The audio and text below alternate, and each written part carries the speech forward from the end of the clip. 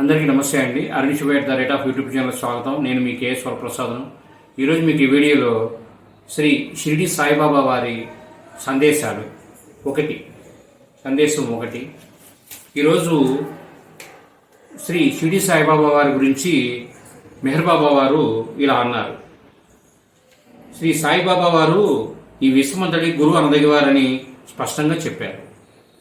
ఆయన నివాసం వలన షిరిడి వంటి మారుమూల కుగ్రామం కూడా కాశీ తిరుపతి వంటి మహాక్షేత్రం అయిందని, అయితే ఈ క్షేత్రాలు ఒక మతం వారికి మాత్రమే పవిత్రమైతే షిరిడిని మహాక్షేత్రంగా తలిచేవారు ఎందరో అన్ని మతాల్లో ఉన్నారని, అక్కడ అనుభవమయ్యే శాంతి అనుభవించవలసిందే కానీ మాటల్లో చెప్పలేనిది.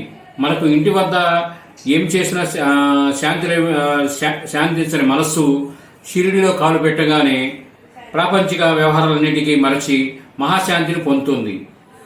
ఎక్కడ అలా శాంతి లభిస్తుందో అదే మన పరమగమ్యమన్నది ఋషివాక్యము. ఇది ఈరోజు శ్రీ షిరిడి సాయిబాబా వారి సందేశంలో మెహర్ బాబా వారు సాయిబాబా వారి గురించి వివరించిన వివరణ అండి. రేపు మరిన్ని సందేశాలు, బాబా వారి సందేశాలను రేపు వీడియోలో చూద్దాం. Thank you.